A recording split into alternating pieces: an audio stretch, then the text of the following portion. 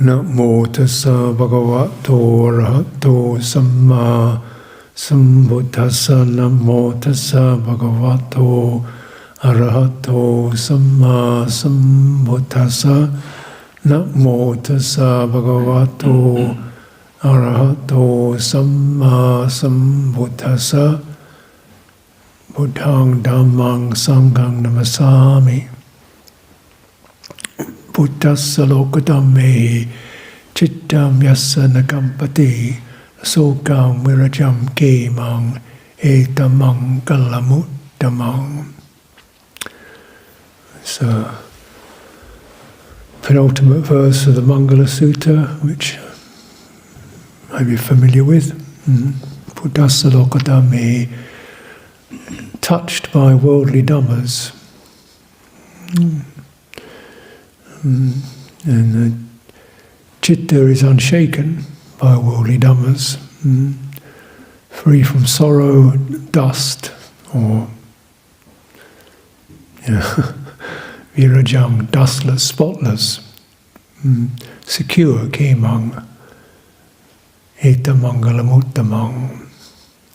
This is the supreme occasion, the supreme blessing. You could even say a plane. We use that phrase, a plane of one who is in training. It's not exactly a state so much as an abiding place. You can see states are things that occur to the mind. We feel bright mind or dull mind. The states naturally have their value and their meaning, and we incline towards bright states, but there's also planes, which is like levels at which things aren't bothering you. Sometimes you feel sick or not sick, but that's kind of not really the issue. The main thing is something feels quite stable.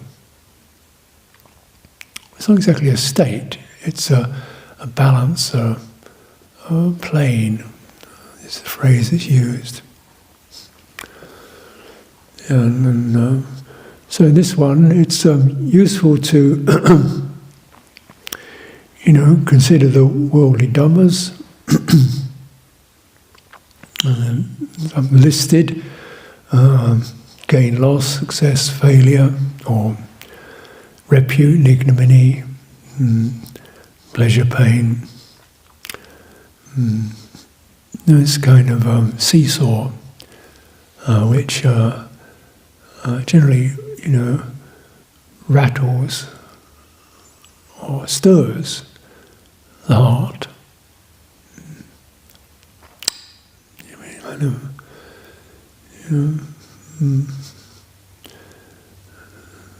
These are very kind of stark statements, but the praising, the sense of feeling one's succeeding, then blame, feeling one's failed,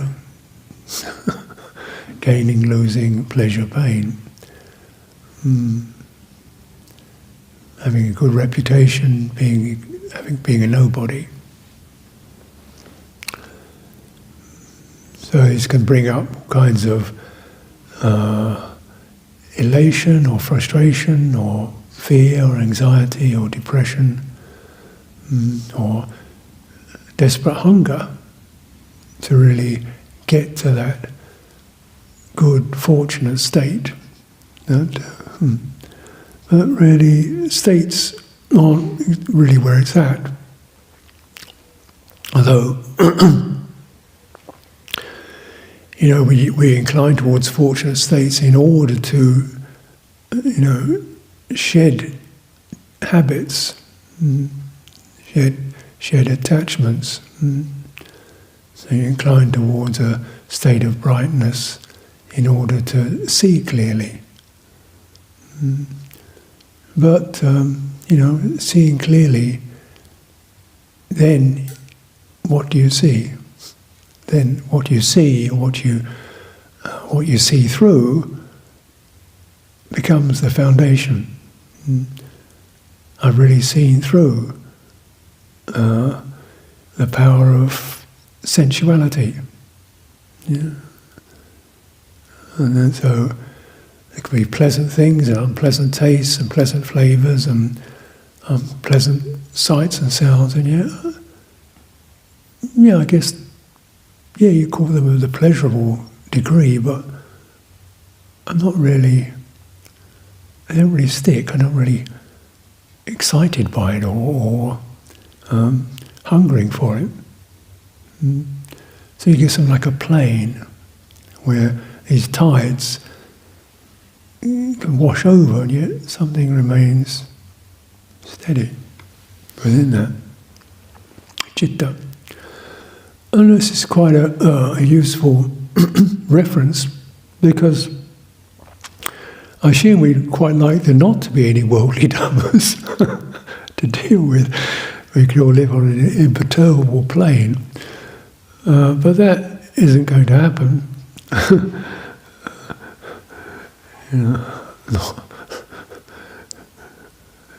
Even pleasure, pain, But what they do, if you keep meeting these, and this is just the list, you can have any number of those polarities, being busy, and then being inactive. Maybe we like to be quiet and still, or maybe we like to be busy. And just then seeing the changes, and which one do you get favouring and resisting around. And you see, well, what do you think else could there be in this world apart from doing stuff and the opposite of it? Most people just sleep it off, but we can stay wakeful when there's nothing to do rather than sleep, or get busy doing something else. So just that, those balances, and the citta is moved, and acknowledging it's moved. Oh yeah, I really like it when it's quiet. I really like it when we've got lots of interesting things to do. Really important things to do. I really like developing something or the other. It gets interesting projects. Yeah, interesting.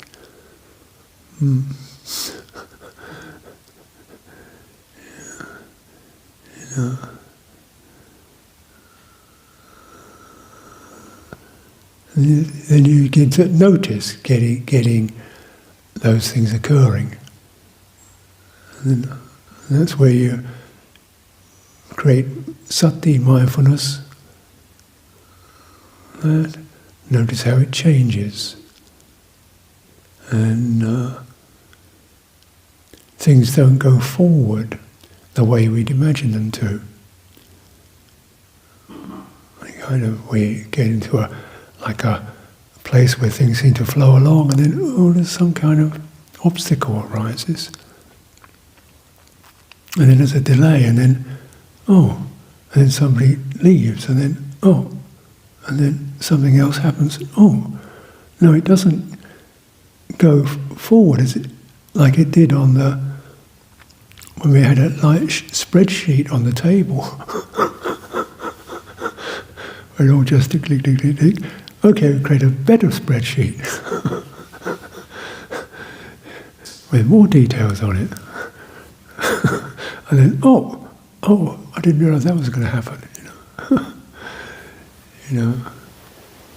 Yesterday we were talking a bit about dealing with fear, and how one prepares oneself for threats, fear. So make sure you got you've got lights, you've got a flashlight or a torch in the dark, okay.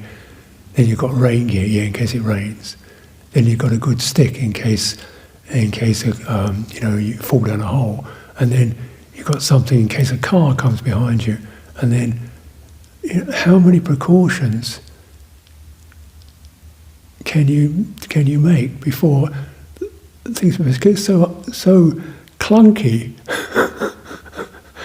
with precautions and strategies to deal with the unpredictable, and still something else comes in. You know, a bird poops on your head or something.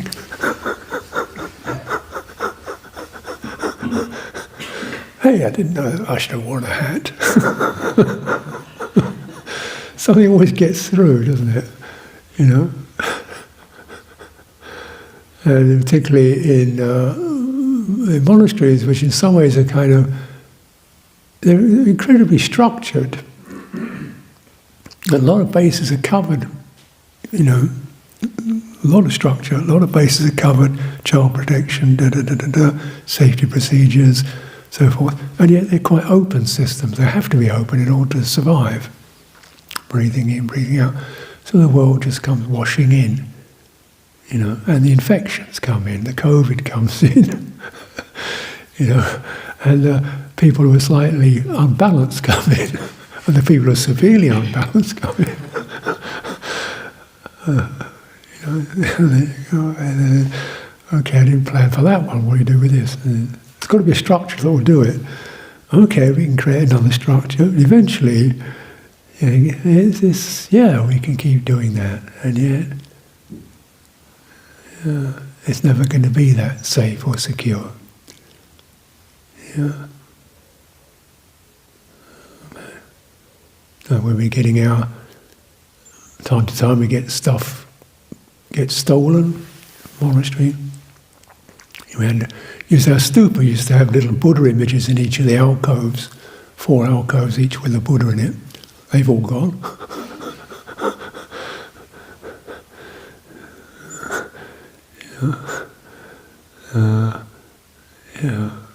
So, what you can do, lock up the stupa. Is to have the Dhamma hall, which we like to keep available for people, and people can find refuge.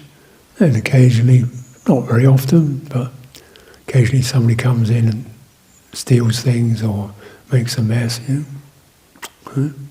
What are you going to do? Okay, we'll just live with it.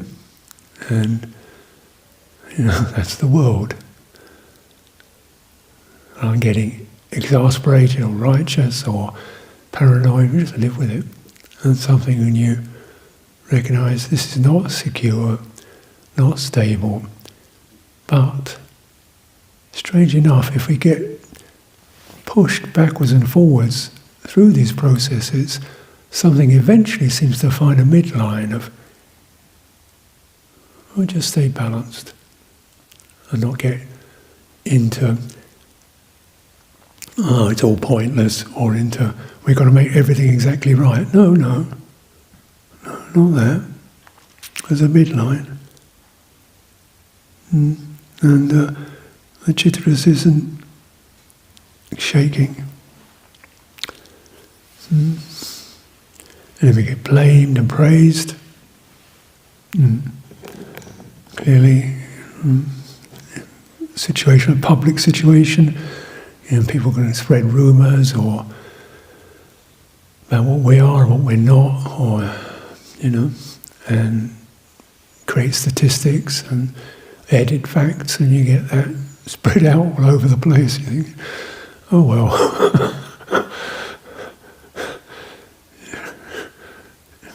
It was ever thus, and, you know. Sure, it's a conditioned, constructed situation. Yeah. And in our own mind, we can kind of find, if we had different setup, maybe change the routines or change the structures, which one can do from time to time, and that's good. Just keep it fluid. And you recognise, but none of it is exactly right, because it's a condition.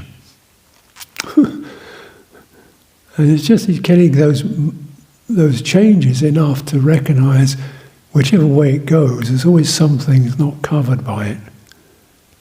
Let's just be completely open. We don't have to turn up for anything. Wow, great. And then, who's doing this? What happened to that? Somebody's forgotten to do this. What's he doing? Yeah. Or have it completely, everybody's got to do this on time, and people, that's not right either. So we just say, just do the changes, and good enough, and then enough to work with, enough to nudge you and push you and find out where you're getting stuck or anchored or what you're proliferating around. Almost to dredge out these acquisitions of trying to hold on to something.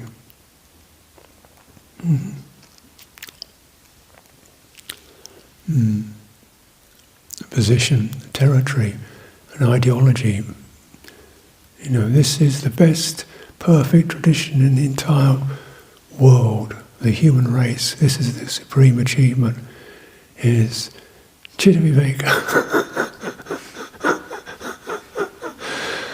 Nope. Complete waste of time. Nope. Outdated, fuddy-duddy. Archaic patriarchal system. Decadent patriarchal system, feeding on the goodwill of the laity who get convinced by it. Okay. Or it could be supported by the faith of human goodness, with people making commitments and trying to develop their precepts and renunciation and getting on with each other, and in a construction and recognizing, everybody gets it wrong, everybody loses it sometimes, everybody tries to make amends, everybody needs training. And then until we find that, then you go to one beyond training. Where actually none of this stuff lands anywhere in your citta. And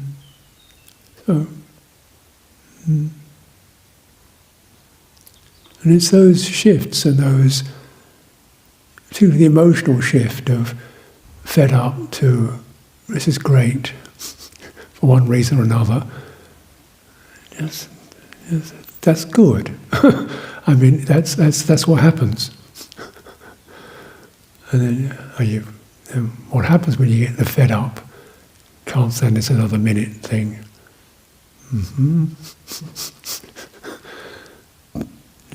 There's the residues, exasperation, run away, fight. Okay, those are the residues of frustration and irritation, and me, I want to have a happy life with people I really like, a comfortable job, decent thing. Long fantasy erupts.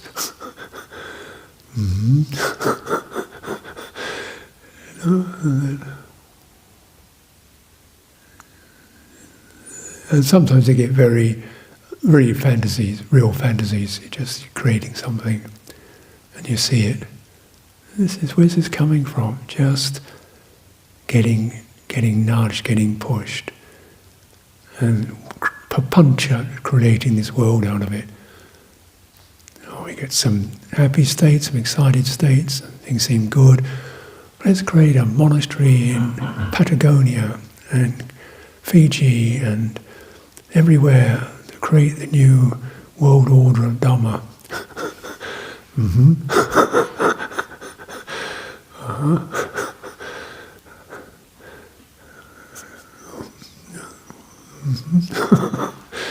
Just take a few breaths on that one.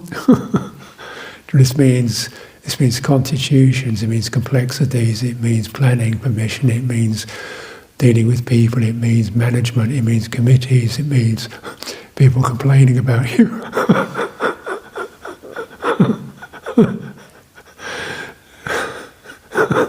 Just, if you get that, if you get the two together, good. Then you're ready,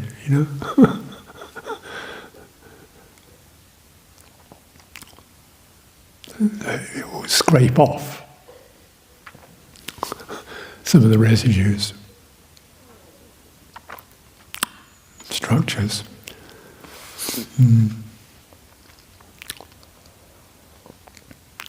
And how structures and the way we structure comes under that fetter of sila, patta paramasa sila, principles, rules, protocols, vata, things we do repeatedly, duties, systems and customs. So you can expand that into any kind of system that's about creating order. And customs, things we do repeatedly to kind of keep things, to maintain a sense of collective, relational thing. Systems about order, customs are about the kind of protocols and laws we go through, or repeated duties. And you can see how, in any society, like look in the world of politics, is about law and order, and it's constant upheaval. Internally, populations are antagonised, rebelling against their governments. Governments are cracking down on order. Protesters are protesting against it, and then governments are fighting with other governments. It's just, the world of that, everybody proclaiming their belief in truth and rightness.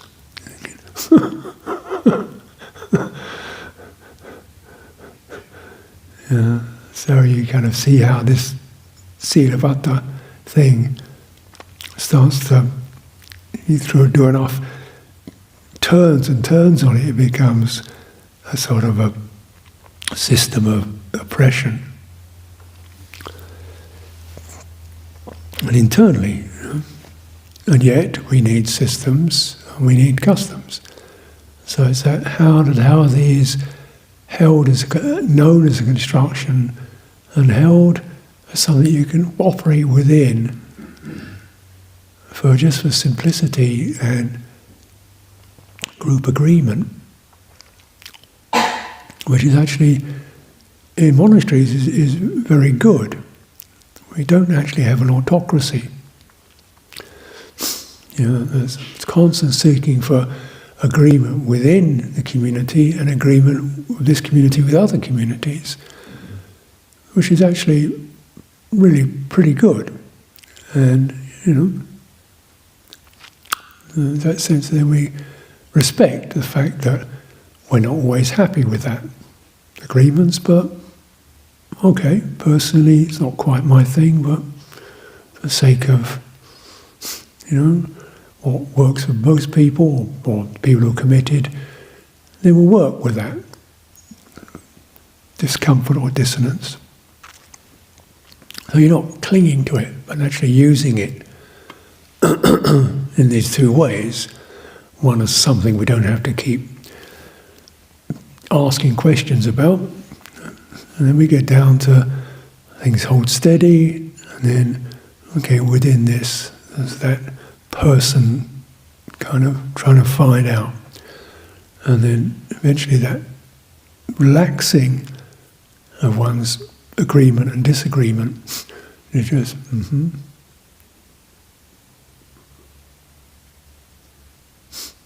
What's always here, unconstructed.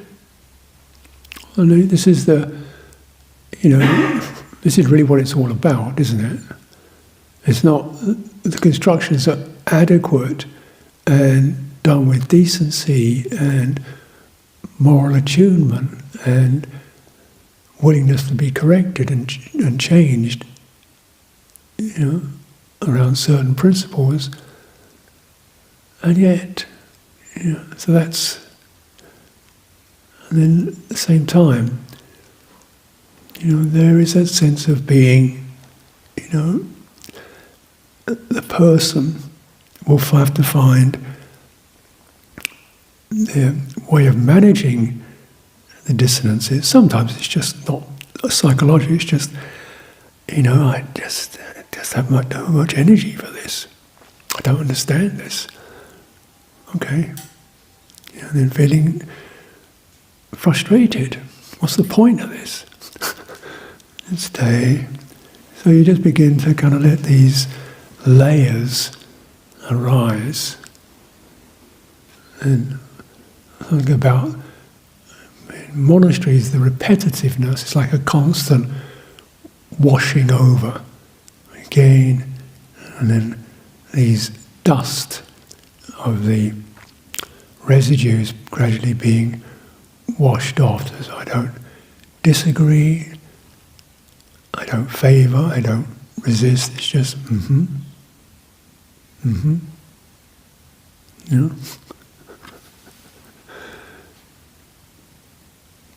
Or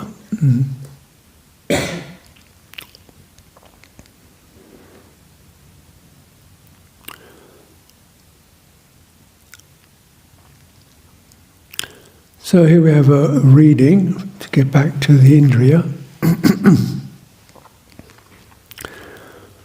This one is the 50th. Sariputta is talking to the Buddha. It is indeed to be expected, Venerable Sir, that a noble disciple who has faith, whose energy is aroused, whose mindfulness is established, whose citta, whose mind is concentrated, will understand thus this samsara is without discoverable beginning. So this kind of running on of the world, as it's not like where did it pop up from? It's kind of been forming and reiterating itself. You can't find a single point. It's an accumulation of energy, of forces. A first point is not discerned of beings roaming and wandering on, hindered by ignorance and fettered by craving. But the remainless fading away and cessation of ignorance, the mass of darkness. This is the peaceful state, this is the sublime state, that is, the stilling of all formations, the relinquishment of all acquisitions, the destruction of craving, dispassion, cessation, nibbana. That wisdom of his, Venerable Sir, is his faculty of wisdom. And Venerable Sir, when he has again and again strived in such a way, again and again, recollected in such a way, again and again, concentrated his mind in such a way, again and again, understood with wisdom in such a way that noble disciple gains complete faith. Thus, as to these things that previously I had only heard about, now I dwell, having contacted them with the body and having pierced them through with wisdom, I see that faith of his, Venerable Sir, is his faculty of faith. And the Buddha signs his approval. That is full confidence in the Tathagata's teaching.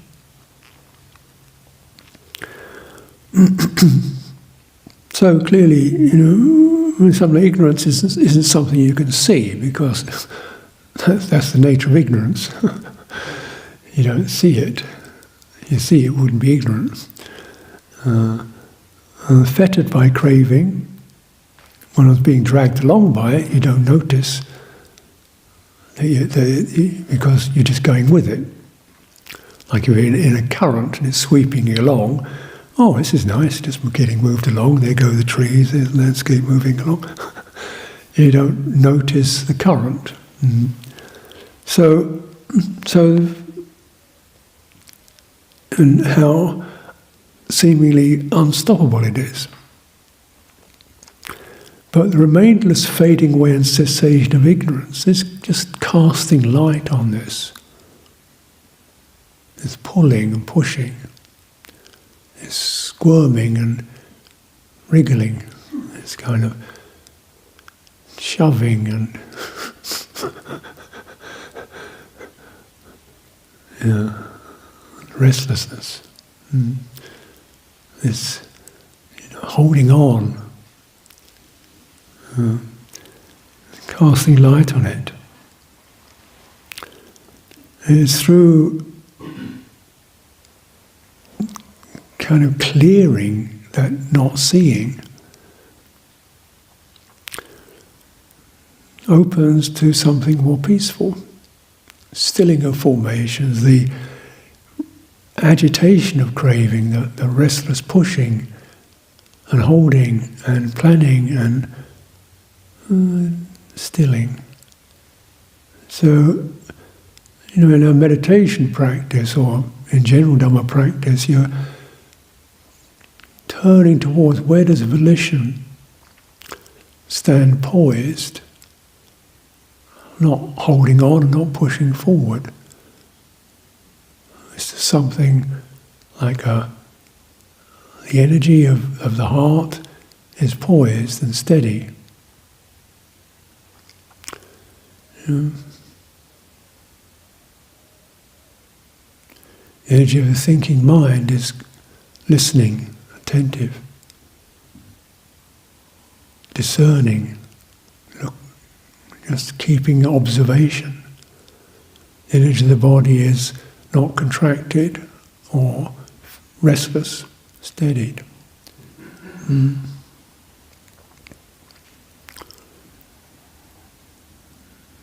So this has to be our meditation ground, has to be coming to this.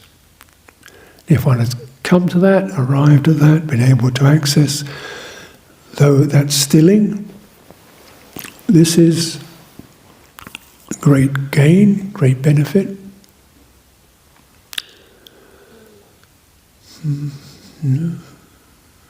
It's not about being inert or dead, but being poised, balanced. And then we notice what is balanced. It's not a thought, it's not a mood, it's a sense of there's presence, there's awareness. Definitely, there's not dull, it's aware, it's open, it's bright, it's grounded.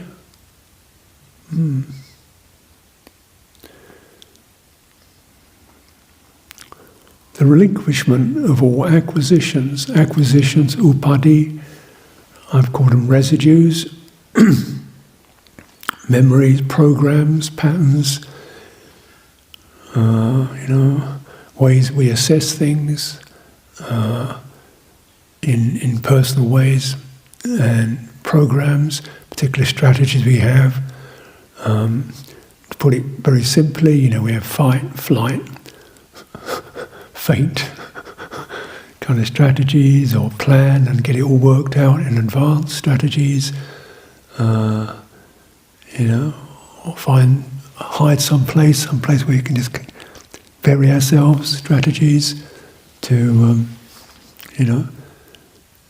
somehow get away from that exposure of uncertainty. Because in poise, in balance, you're almost standing on a plane, noticing how uncertain, how shifting and temporal, and just how ephemeral it all is. What we're witnessing, what's touching is just shifting and moving, and and then a normal action is going to be really what is the effect of that? Of meeting impermanence, unchangeability. Some of these effects are not planned; they're almost reflexes. We feel deeply uneasy, even though you know in your head all this stuff about impermanence. Something still feels,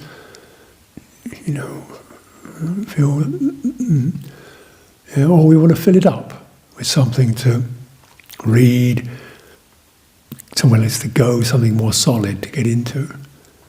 This is a very powerful place, this standing on that plane where you really open to the uncertainty.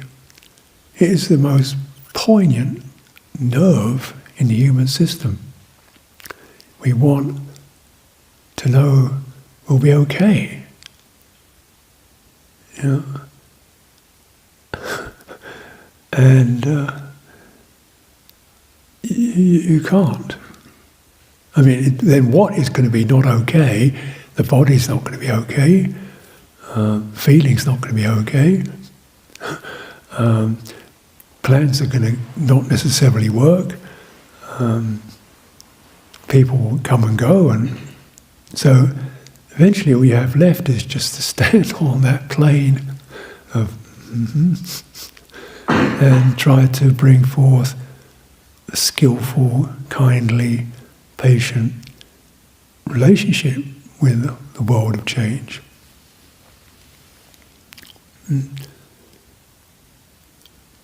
So then this leads to, eliminating one's knee-jerk reactions and reflexes, clearing them, to have just this soul refuge, which, we can chant, the Buddha is my only refuge, but it's good to have the NHS as well, isn't it? And accept, and so on. Destruction of craving. Craving for sense objects, the craving to exist, to keep going, to have a future, the craving to not exist, and I have to be here.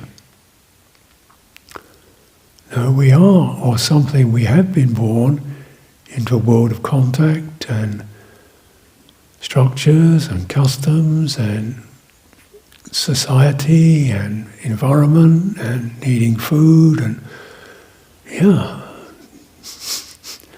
you've got to, find your way with that without holding on to it.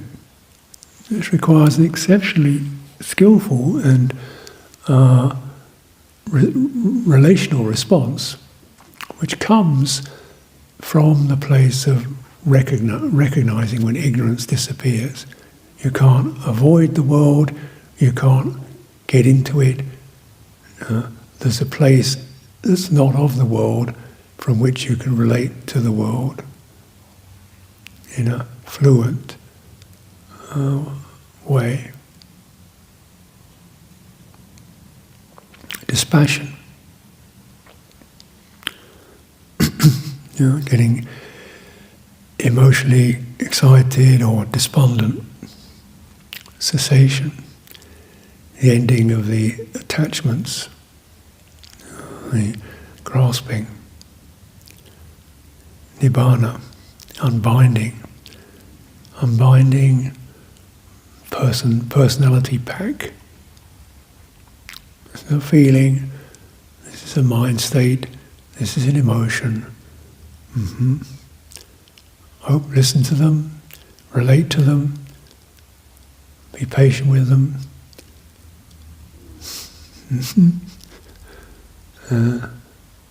And in that way of responding to them, you find the only way you can respond to them is from a place of dispassion. Because if you're listening to your mind with a sense of this will make it quieten down, no. That's not the right way. We just develop a listening and that is open. Allow our conditions to unravel. It's the path that eliminates attachments, not a person.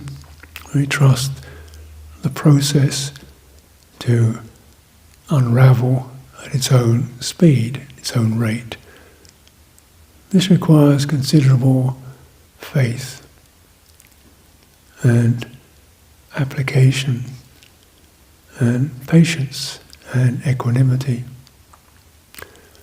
And just to have spent time letting these qualities ripen and come to the fore, rather than one's push-button strategies, is, the fruits of a person standing on the plane of a trainee. We are definitely finding ourselves transformed. Without any effort, one becomes patient, not through gritting one's teeth, just because that's the only quiet place to be. One becomes equanimous not because I'm kind of out of it, or just because that's the only steady place to relate to things from.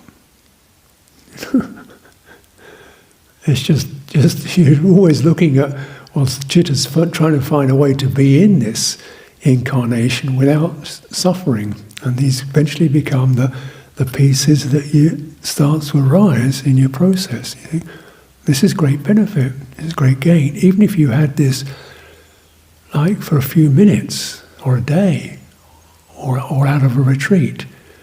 Because once that plane is touched into, it's a matter of, as he says, returning again and again and again, having to sometimes go through the same embarrassing process of getting stuck and go through the whole process until you return again to that plane where it's just stable and things are as a release. So, of course, as we come to this closure of the period of group meditation practice, and gears change, this is, having a period of group practice in a functioning monastery, which is open, itself is a really a tribute to the holding power and the flexibility of the conventions and systems that we practice with. Normally, places shut their doors.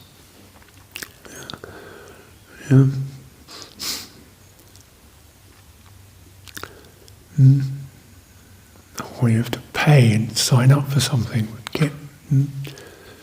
This is actually it's quite a real life situation. And then just feeling those effects of getting busy, going quiet, getting busy, being active, having to think things through, having to plan and conceive, and then almost dropping plans and concepts, having to get behind the screen and look at the spreadsheet and the diary, and then, okay, for the next 5 days, stop. And then pick it up again, and then, now stop. Pick it up again. And then, and all that. And then, So it's naturally there's, to be able to, what is stable through those changes? There's one's personal dispositions change, people come and go and so forth. What is stable within all that? And can you touch it, contact it in the body, and penetrate what this means? What is integrate the still place in meditation, integrate that, like that place, into how you relate and respond with dispassion, kindness, and virtue to what arises. This is an ongoing practice. Ewang. Andamayam Dhammakataya Sadhukaram